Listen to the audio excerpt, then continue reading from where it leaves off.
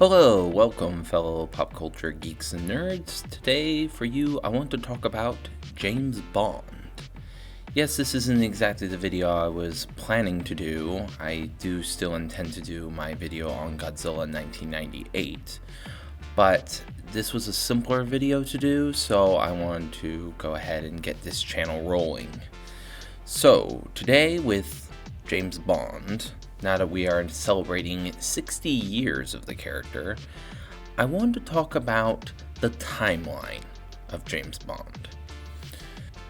Now, obviously, there's the novel timeline with the Fleming books, the John Gardner novels, etc., but I'm only going to talk about the films.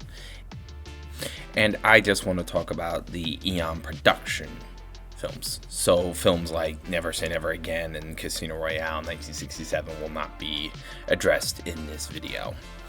And I really wanted to address the fact that a lot of people talk about, how does James Bond work in continuity where he's there as a spy in the 1960s and then is a spy in the 1990s and still going and seems to just get younger as the films progress.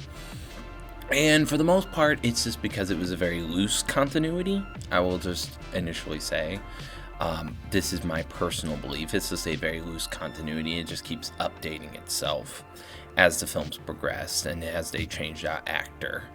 I think that's the simplest explanation, that it's just the two timelines. There's Dr. No through Die Another Day, and then there's the Craig films, which are indeed a rebooted timeline. So Casino Royale through No Time to Die. However, for people who don't really want to accept that explanation, I actually have come up with an interesting theory on how this can work.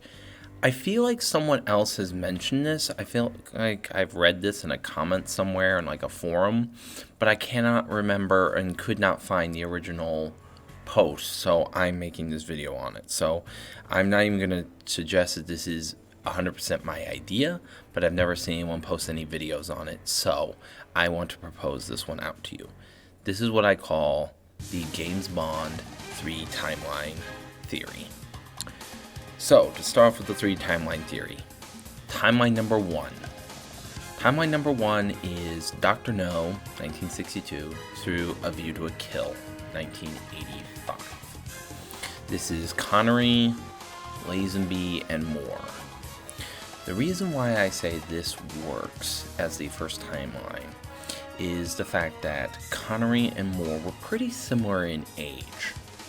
Connery being born in 1930 and Roger Moore being born in 1927.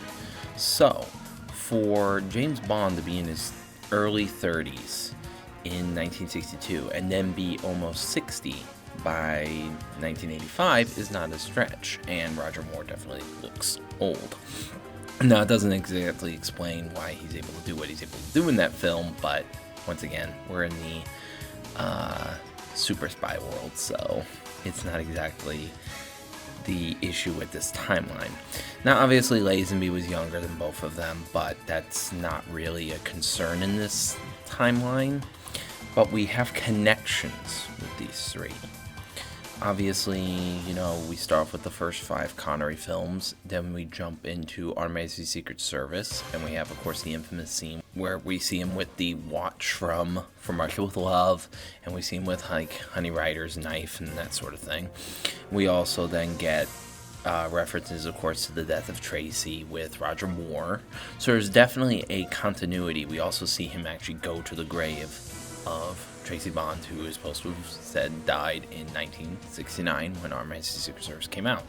So there's definitely a very firm timeline here, and it works with the age of the actors for the most part. Of course, Lazenby being younger is a little bit of a hiccup, but not a major one. So timeline number 2 is Dalton and Brosnan. I suggest that this timeline basically goes from 1986 to 2002. So basically, you start off with the pre-title sequence from GoldenEye, which is set 9 years before GoldenEye, and GoldenEye is presumably set in 1995. So it would be about a year before the events of The Living Daylights. Now, you could argue that there are connections to the previous Bond films within both of their series. However, they're very loose that you could just acknowledge as there were certain similarities, but they aren't the exact same. That being the death of Bond's wife. They do mention that Bond was married, but they never mention her name, they never mention when she died. So we could just assume in this Bond's past he had a wife and she died, but no more details are given than that. Dalton and Brosnan are very similar, especially when you go from License to Kill to GoldenEye. So we see a very nice smooth transition between the actors. You know, the ages aren't too far off, so it comes across as a very believable transition between the two films, and also could explain certain connections that I don't think were, of course, intentional, but you could read the reason why Bond is so mad about the death of the 000 agent in The Living Daylights is because of what happened to Alec Trevelyan at the beginning of GoldenEye. You know, he's already lost the 00 a year prior, so now here he is dealing with that situation again. So there's a lot of connections you can make with these films. We also see the very end of the Cold War going into the post-Cold War. So I think it makes for a very interesting timeline. Of course, I know people could mention there is the Q Branch basement scene in Die Another Day, but I just chalked that up as Easter eggs. It could be past missions that he's had, but it doesn't necessarily mean any particular timeline stuff.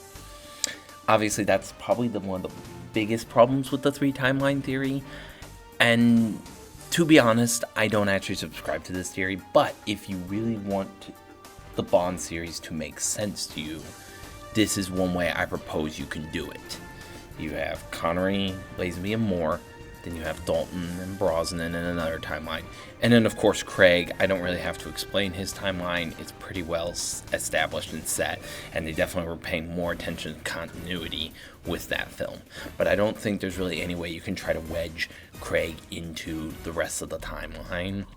Trying to make it all one timeline. I've seen videos trying to do that. It doesn't work. I think this one kind of works. But in the end, I think it's legitimately just 2 timelines. But I'd love to hear what your guys' thoughts are. I know this isn't the greatest video I've ever done. This is my first big video on this channel. I hope to continue to make more videos. I have more ideas. Of course, I'm going to be doing my review of Godzilla 1998. I have another James Bond video I want to do. I've got reviews of like movies Deep Rising, Star Trek The Motion Picture, and plenty of other videos coming up. But I wanted to start off with this video because it's pretty simple to talk about, and I've got a lot of friends who are James Bond fans who might find this topic interesting. So please leave a comment, if you have any suggestions for future videos, and just give me your overall thoughts. What do you think? Do you think Bond should just remain as a continuing changing timeline, or should we change timelines when we go from actor to actor, or how should the Bond franchise really handle this? Personally, I like the way they were originally doing it, where the timeline just keeps moving itself, and it's a very loose continuity. Some people like the way Craig handled it, and I think then the 3 timeline theory is a good balance for those people that really prefer having a little more tighter continuity in the films. But that's just my thoughts, so I'd love to hear your thoughts. Like and subscribe, and I will see you all in the next video. Until then, may the Force be with you, and live long and prosper.